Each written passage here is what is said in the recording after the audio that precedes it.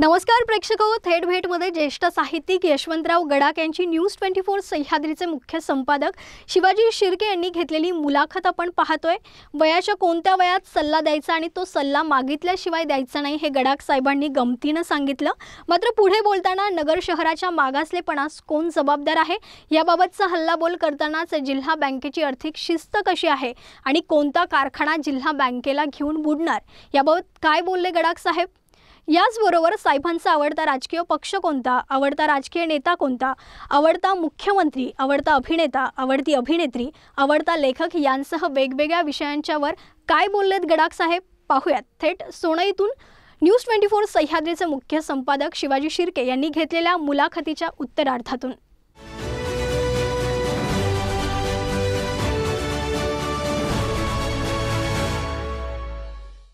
सध्याचे राजकीय पक्ष जे आहेत, आपण काँग्रेसमध्ये एकनिष्ठ राहिलात, पवार साहेबांच्या बरोबर नंतर राहिलात सोबत, नंतर आपण काँग्रेस सोडली नाही। परंतु काँग्रेस सोडली नाही, परंतु विचारधारा सोडली नाही। आता सक्रिय राजकारणापासून तुम्ही बाजूला आहात। जे राजकीय पक्ष सध्या प्रमुख 4 राजकीय पक्ष आपण सध्या म्हणू, या प्रमुख 4 राजकीय पक्षांपैकी कुठला राजकीय पक्ष तुम्हाला आता थोडा जवळचा वाटतोय? तो विचारच मी करत नाही। बर मी मगाशी म्हटलं होतं की जवळचा आणि लांबचा असा विचार करणाऱ्या पक्षांची तटबंदी गळून पडलेली आहे। बर ती काही फारशी समाधान तरी जर ठरवायचं ठरलं तर एक नाव घ्यायचं ठरलं तर नाही, नाव घ्यायचं ठरलं तरी त्याला काय अगदी तुम्ही नावच घ्यायचं असेल तर काँग्रेस पक्ष। ओके बाकी मग काही कुठल्या पक्षाचं नाव मी घेणार नाही। विविध ज्येष्ठ नेत्यांच्या बरोबर तुमचा संपर्क आला, यशवंतराव चव्हाणांपासून तर सर्वच। तुम्हाला भावलेला सर्वात जास्त जो राजकारणी ज्याला म्हणता येईल की तुमच्या मनात तो कायम स्थान करून राहिला, असं कुठला नेता? चव्हाण साहेब। हो. म्हणजे वागण्यानं, बोलण्यानं, विचारानं, साहित्यानं, या सगळ्याचे म्हणून फक्त तेवढा नेता, बाकी नाही कोणी। राज्याच्या राजकारणात तुम्ही खूप सक्रिय राहिलात। राज्यातल्या अनेक मुख्यमंत्र्यांचे तुमचे एकदम कौटुंबिक संबंध आले, जवळचे संबंध आले। तुम्हाला भावलेला मुख्यमंत्री कुठला आहे? ॲडमिनिस्ट्रेशनच्या बाबतीमध्ये जर पाहायचं असेल तर शरद पवारचं नाव घ्यावं लागेल। बरं। ॲडमिनिस्ट्रेशन कसं असावं, प्रशासन कसं चालवावं, प्रशासनावर वचक कसा ठेवावा, आलेल्या परिस्थितीमध्ये निर्णय कोणते घ्यावेत, म्हणून त्यांनी जे महत्त्वाचे निर्णय घेतले महाराष्ट्रामध्ये ते निर्णयाचे परिणाम लॉंग टर्म परिणाम आहेत।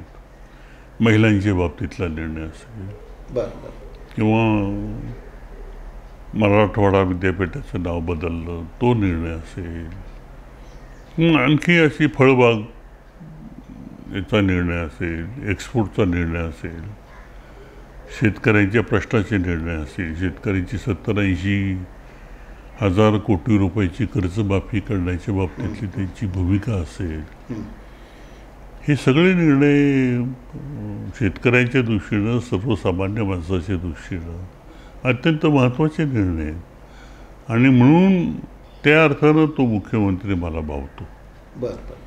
कामाच्या अर्थानं। साहित्य क्षेत्रातलं तुमचं प्रचंड संपर्क आहे, साहित्य क्षेत्रात तुमचं खूप मोठं काम आहे, साहित्य कला अशा विविध क्षेत्रात तुमचा संपर्क कायम राहिला। तुमचा आवडलेला साहित्यिक कुठला आहे? एक तर हिंदीमधले गुलजार आहे ते, आणि मराठीमध्ये माझा सगळ्यांशी संबंध आला। या सगळ्याच्यामध्ये ऐतिहासिक याच्यामध्ये रणजित देसाई असतील, त्यांचं नाव घेता येईल, गदी माडगुळकर असतील, व्यंकटेश पाडगुळकर आहेत। तेव्हा ही सगळी साहित्यिक मंडळीचा संबंध माझ्याशी आला। आणि आवडलेलं पुस्तक तुमचं वाचन प्रचंड आहे? वाचन आहे आता नाही, नुकतंच मी वाचलं। आता अलीकडं आता 15 दिवसापूर्वी गिरीश कुमारांचं तेलिया मी वाचलं। सुंदर पुस्तक आहे। म्हणजे तेल साम्राज्यामध्ये जगात काय चालतं याचा अगदी सखोल अभ्यास आणि मांडणी त्या तुम्ही वाचा ते पुस्तक. एवढं छान पुस्तक आहे. बरं. तेलिया वाचलं मी. बरं. आता या मधल्या सगळ्या काळामध्ये भैरप्पा परत वाचून काढला, कर्नाटकचा लेखक मोठा भैरप्पा ते वाचले. आचार्य अत्तरेचं करेचं पाणी परत एकदा वाचून काढलं. अच्छा, आधी वाचलंच होतं? वाचलंच होतं. कृष्णाकाठ वाचलाच होता, परत एकदा वाचून पाहिला. आणि इंग्रजी कादंबऱ्या ज्या मराठीमध्ये अनुवादित झालेल्या आहेत, खूप चांगल्या कादंबऱ्या आहेत त्या काही त्या वाचल्या. म्हणजे वाचनामध्ये वेळ माझा चांगला गेला यामधल्या काळामध्ये. नाही, साहित्य तर तुमचं आवडता खजानाच आहे, परंतु कलाक्षेत्रावर सुद्धा तुम्ही तितकंच प्रेम करता. वेगवेगळ्या कलाकारांना कायम तुम्ही प्रोत्साहन देत राहिलेला आहात. तुम्हाला आवडलेला भावलेला अभिनेता मराठी सिनेसृष्टीतला असू देत किंवा हिंदी सिनेसृष्टीतला असू देत, तो अभिनेता तुम्हाला भावला, त्याची कलाकारी तुम्हाला भावली, असं कुठला अभिनेता आहे? आता जुन्या काळाचा विचार जर केला. बरं. जुना त्यावेळेला सूर्यकांत होता. म्हणजे फारच जुने येतात. हो, खूप जुने. रमेश देव होता. बरोबर. हां. अलीकडच्या ह्याच्यात विशेषतः काही फारसं मी मराठी सिनेमा जवळजवळ म्हणजे पाहत नाही. त्याच्यामुळं अलीकडच्या ह्याच्याबद्दलं काही मला नाव नाही सांगतो. अभिनेत्रींमध्ये कुठली अभिनेत्री तुम्हाला तिचं काम आवडलं? शिवादेवचं. बरं. हां, शिवादेवचं आवडलं. त्यानंतर शबाना आझमी. बरं. स्मिता पाटील एक उत्कृष्ट अभिनेत्री. बरं. तिचं काम मला खूप आवडायचं, स्मिता पाटलाचं. एकूण आपण थेट कुटुंबात येऊ. आता शंकरराव गडाख मंत्री म्हणून राज्यात काम करतायत.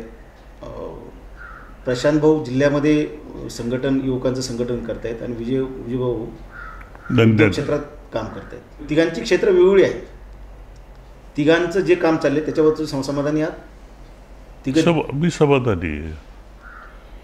आणि शेवटी काय, मुलं मोठी झाली, प्रत्येकाने प्रत्येकाचं क्षेत्र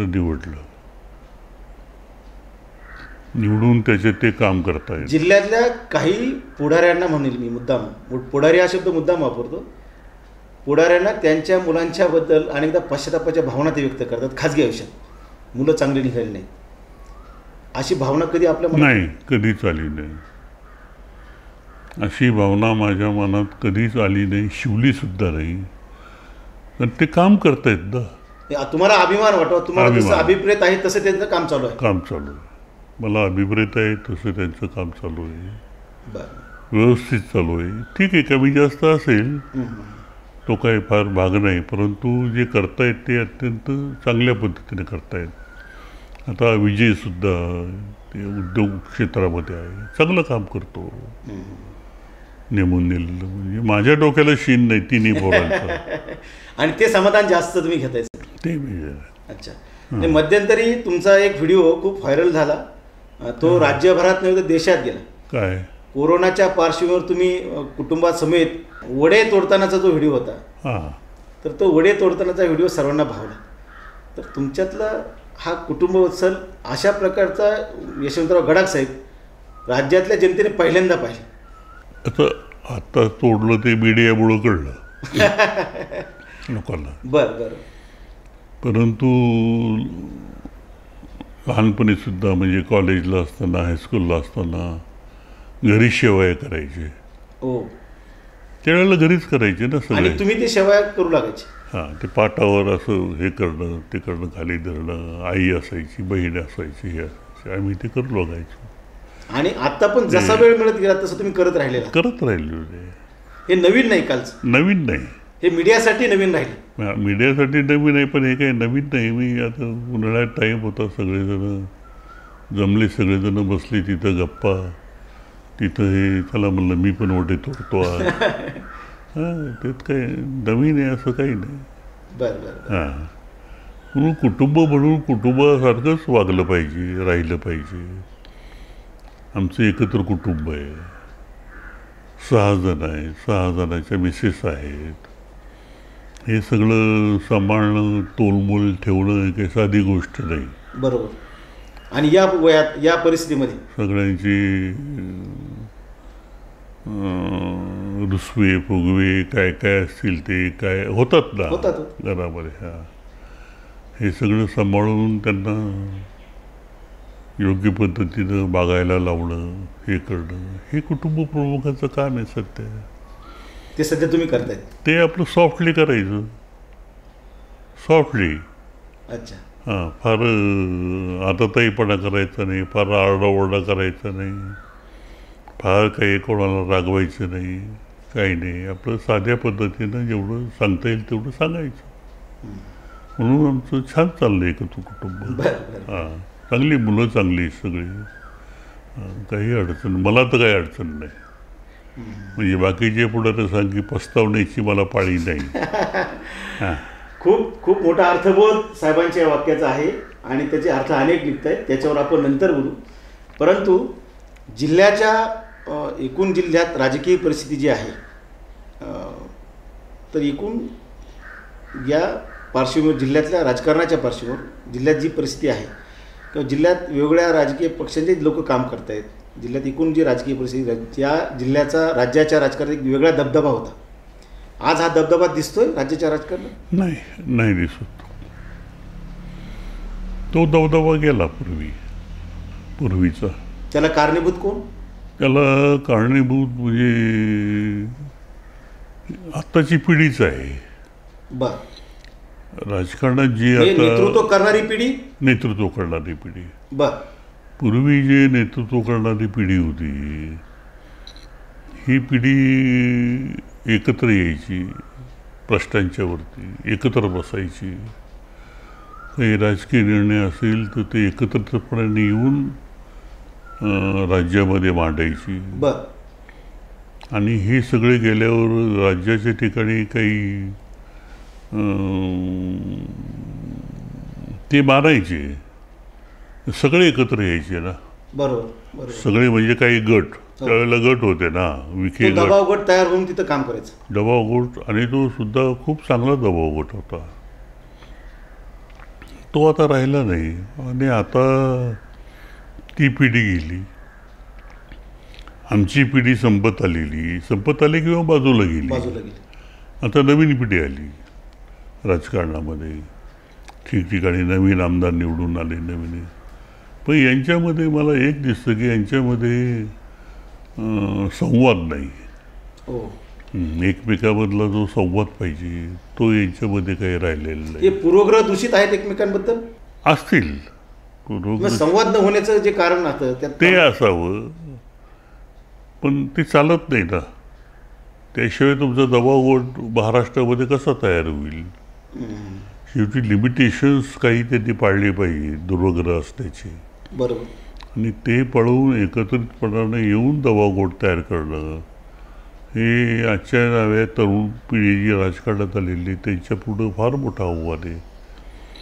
नाहीतर हे करतायत काम, त्या तालुक्यामध्ये काम करतायत, परंतु तालुक्यापुरतंच मर्यादित आहे, तेवढ्यापुरतंच मर्यादित आहे. त्याच्या पलीकडे काही जात नाहीत. त्याचा यांना तोटा होईल पुढच्या काळामध्ये मोठ्या प्रमाणात. याच नेत्यांना जिल्हा म्हणून जे एकत्रित काम करायला पाहिजे ते नाही करत, ते होत नाही. एक दुसरा एक प्रामुख्याने हे प्रस्थापित नेते आहेत, हे प्रामुख्याने थोरात असतील, विखे असतील, यांच्याबाबत एक आरोप होतो जिल्हा मुख्यालयात असणाऱ्या नगर शहरातल्या लोकांच्याकडून की जिल्ह्याचं मुख्यालय म्हणून नगर शहर ज्या पद्धतीने विकसित व्हायला पाहिजे होतं आणि त्या विकसित होण्यासाठी यांनी जे त्यावेळेस सत्तेत राहिले लाल दिव्याची गाडी घेऊन, त्यांनी नगर शहरामध्ये म्हणावं असं लक्ष घातलं नाही. नगर शहराचा विकास झाला नाही. मतदारसंघातल्या त्यांच्या गावांचा विकास झाला, परंतु नगर शहराचा विकास झाला नाही. हा जो नगरकरांचा आरोप आहे याच्याबद्दल तुमचं काय मत? नाही, आरोप खरा आहे तो. हे जरी त्या काळचे जरी नेते असले तरी त्यांनी त्यांच्या भागामध्ये साखर कारखाने उभे केले. शेवटी कुठलाही नेता, कुठलाही राजकारणी आपला मतदारसंघ स्वतः आधी लक्ष देणार. बरोबर. आपला मतदारसंघ पक्का करायच्या दृष्टीने म्हणा किंवा काही नाही, मग हे होत असताना शहराचं जिल्ह्याचं मुख्यालय म्हणून त्या ठिकाणी सुद्धा विविध सुविधा ते शहर विकसित व्हावं हा मग ते शहरात याच्यासाठी एकत्रित प्रयत्न व्हावेत. मग ते शहरातल्या आमदाराचं काम होतं ना. हो, त्यासाठी शहराचा आमदारच कमी पडलेला आहे. ते शहराच्या आमदाराचं काम असतं. ज्या ठिकाणी तुम्ही आमदार असता त्यांचं काम होतं ते. शहरातल्या आमदारांनी यांना ह्या लोकांना एकत्रित घेऊन करायला पाहिजे होतं ना, करायला पाहिजे होतं. तसं दुर्दैवाने झालं नाही तसं. त्याच्यामुळं त्यांना फार दोष देण्यात काही अर्थ नाही. बरं, त्या मतदारसंघात त्यांनी काम केलंच आहे, उभंच केलं. नगर शहराचं जे नेतृत्व आहे ते नेतृत्व यात कमी पडलं, यांना सोबत घेऊन सरकारकडे पाठपुरावा करण्यात. बरोबर आहे. आता बार्शीकर होते, बार्शीकरांनी नेतृत्व बार्शीकरांचं होतं, त्यांनी काहीतरी करून दाखवलं की नाही. बरोबर, शहरामध्ये किती काढण्यासारखं होतं. अनेक म्युन्सिपाल्टीमध्ये आले लोक, गेले लोक, अध्यक्ष झाले गेले, हे झालं ते झालं, आमदार आले गेले, काय झालं शेवटी? काही नाही. हा दोष त्यांचा आहे, 90% दोष त्यांचा आहे. त्या नेत्यांचा दोष आहे, त्या नेत्यांचा दोष. प्रेक्षक हो, आदरणीय गडाख साहेबांच्या सोबत आपण चर्चा करतोय, गप्पा मारतोय. वेगवेगळ्या विषयांच्यावर त्यांनी त्यांच्या भावना व्यक्त केलेल्या आहेत, परखडपणे ते बोललेले आहेत. आणि मला असं वाटतं की भावना आणि हे त्यांचं जे परखड मत आहे ते खूप काही सांगून जाते. आणि या पार्श्वभूमीवर शेवटचा प्रश्न आपण त्यांच्याकडे घेऊन चाललेलो आहोत की त्यांचं स्वतःची ओळख ही साहित्यिक राजकारणी अशी जरी असली तरी या जिल्ह्याच्या सहकारामध्ये त्यांचं खूप मोठं योगदान राहिलेलं आहे. आणि या जिल्ह्याची मातृसंस्था जिला म्हणता येईल ती जिल्हा बँक, त्या जिल्हा बँकेच्या अनुषंगाने त्यांच्याकडे शेवटचा प्रश्न आपला आहे. जिल्हा बँकेमध्ये आता निवडणुकीचं वारं सध्या चालू आहे. जिल्हा बँकेमध्ये जे काही आत्तापर्यंतचा कारभार आहे तर तो एक विचाराने एक दिशा घेऊन तुम्ही असाल, घुले पाटील साहेब असतील, थोरात साहेब असतील, अशा सर्वांनी एकत्रितपणे त्या बँकेत राजकारण येऊ दिलं नाही तुम्ही नाही कधीच. वेगळ्या राजकीय पक्षात तुम्ही राहिले, परंतु जिल्हा बँक जपली तुम्ही सर्वांनी. आणि म्हणून राज्यातल्या जिल्हा बँकांमध्ये नगर जिल्हा बँकेचा कायम हा वरचा क्रमांक राहिला. आता अलीकडे जिल्हा बँकेचे कामकाज चाललेलं आहे, तर याच्याबाबत तुम्ही समाधानी आहात? नाही, मी अजिबात समाधानी नाही. बरं, गेली जवळजवळ 1.5-2 वर्ष मी बँकेच्या मिटिंगला पण जात नाही. बरं, कारण बँक म्हणून त्याला एक आर्थिक शिस्त आहे. ती आर्थिक शिस्त पाळली जाते. ती शिस्त यांनी मोडीत काढली. कुणी मोडीत काढली? आत्ताच्या संचालकांनी. ओके, आत्ताच्या संचालकाबद्दल चाललंय आपलं. बरं बरं बरं, मोडीत काढलेली. कधी काळी याची जर चौकशी झाली तर अनेक अडचणी समोर येतील. त्यामुळं शेवटी ती बँक आहे, बँकेच्या वरती ठेवीदाराची बँक आहे म्हणून आम्ही काही बोलत नाही. ठेवीवरती परिणाम व्हायला नको, बँकेच्या विश्वासावर परिणाम व्हायला नको. जो एक प्रकारचा विश्वास पूर्वी कमावला या बँकेच्या नेते मंडळींनी, त्या विश्वासाला तडा जाईल असं काही आपल्या याला विरोध करण्याचं काम तुम्ही केलं, अशा पद्धतीने तुम्ही चुकीचं करताय. आता हे सांगितलं मीटिंगमध्ये अनेक वेळेला. बरं, तुम्ही विरोध नोंदवलेला आहे? नोंदवला नाही. बरं, सहकारामध्ये काय आहे, सहकार क्षेत्रामध्ये एकंदर मीटिंगची पद्धत अशी की गेल्याबरोबर सही करावं लागतं. म्हणजे तुम्हालाही मान्य आहे सगळं, हा त्याचा अर्थ आहे. मतं मांडली, मी मतं मांडली, हे बरोबर नाही, हे करणं चुकीचं आहे. यांनी बँकेला पुढं अडचणी येतील ही मतं वेळोवेळी मांडली. पण ज्या वेळेला असं लक्षात आलं की ही मतं यांना काही पसंत पडत नाही, राजकीयदृष्ट्या काही निर्णय तिथं आले, ते आता मी सांगत नाही, ते निर्णय यांनी घेतले, कोट्यावधी रुपये दिले. आता राहुरीला कोट्यावधी रुपये दिले पहिलं कर्ज असताना. बरोबर, त्याला आम्ही विरोध केला. ते देऊनही तो कारखाना सुरू होऊ शकला नाही, तो आता नाही. बंद आहे. हा बंद आहे. राजकीय दृष्ट्याच तो सुरू करायचा होता, दुसरं काय होतं. तेव्हा हे पैसे बँकेची बुडतील, बँकेला घेऊन बुडेल हा कारखाना. राहुरी कारखाना जिल्हा बँकेला घेऊन बुडेल अशी बुडेल. भीती तुम्ही व्यक्त केली. बुडेल, हो. तेव्हा हे करू नका, ते केलं त्यांनी. आता त्याचे परिणाम भोगावे लागतात. भोगावे लागतात ना.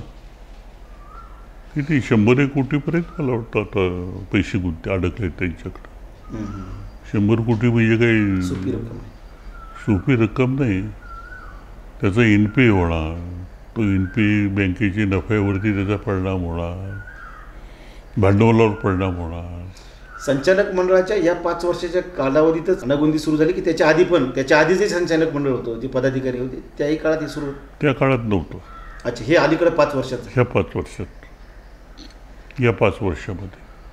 त्याच्या आधी फारसं नव्हतं. ओव्हरऑल जिल्हा बँकेचा एकूण जो कारभार आहे याच्याबद्दल तुम्ही नाराज आहात? नाराज. मी समाधानी नाही, बरं. अजिबात नाही. अजिबात समाधान. वयाच्या 78-79 वर्ष पूर्ण केलेला तरुण नेता आज आपली संवाद साधतोय. साहेब, आजच्या नव्या पिढीला, आजच्या या तुमचे 78-79 वर्ष तुम्ही वयाची पूर्ण केली आहेत, तरुण पिढी जी आहे या तरुण पिढीला आपला संदेश काय राहील? नाही, माझा संदेश एवढाच आहे की ज्या क्षेत्रात तुम्हाला जायचं त्या क्षेत्रामध्ये निष्ठेनं काम करा, जिद्दीनं काम करा. संकट येतील आणि जातील, संकटाला घाबरू नका. आमच्याही आयुष्यामध्ये अनेक संकट आली, काही वेळेला तोल जाण्याचे प्रसंग आले, होतं का नव्हतं होण्याची वेळ आली, पण आम्ही धीर कधी सोडला नाही आणि सोडायचाही नसतो. त्यामुळे या सगळ्या काळामध्ये, विशेषतः राजकीय क्षेत्रामध्ये जी तरुण पिढी आज आलेली आहे, त्यांना मी एवढंच सांगेल की तुम्ही राजकारणाकडं एकांगी दृष्टिकोनातून पाहू नका. तुमचं व्यक्तिमत्व अनेक अंगाने फुलवा. वाचन, साहित्य, संगीत, कला या विविध क्षेत्रामध्ये तुम्ही तुमचं व्यक्तिमत्व फुलवलं पाहिजे. नाही तर व्यक्तिमत्व एकांगी होऊन जातं. बरोबर. खूप एकांगी होतं. राजकीय क्षेत्रातली उदाहरणं, इतकी उदाहरणं आहेत की ती माणसं शेवटी वेडी होतात. वेडी म्हणजे वेडी अर्थात नाही, परंतु ती स्टेप त्यांच्या आयुष्यामध्ये येते, तशी येऊ नये म्हणून आपलं व्यक्तिमत्व विविध अंगानं आपण फुलवलं पाहिजे. हा माझं राजकीय क्षेत्रातल्या कार्यकर्ते सगळे, नुसते आमदार नाहीत, सर्वांनाच. कार्यकर्त्यांच्याबद्दल सुद्धा हे माझं मत आहे. प्रेक्षको, साहेबांच्या मुलाखतीमधून आपण जे ऐकलेलं आहे ते आत्मचिंतनास भाग पाडणार आहे. आजही साहेब नव्या पिढीच्या बद्दल खूप आशा बाळगून आहे.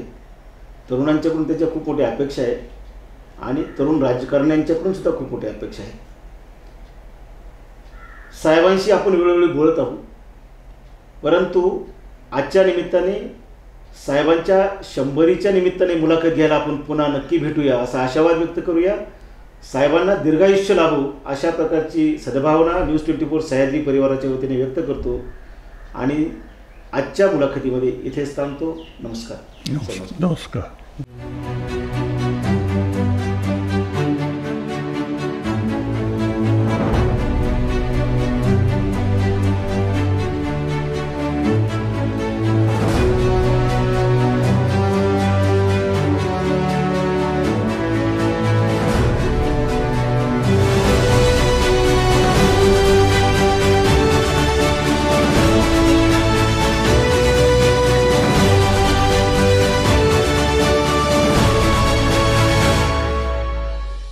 ताज्या बातम्यांचे अपडेट्स मिळवण्यासाठी न्यूज 24 सह्याद्रीला आजच सबस्क्राईब करा.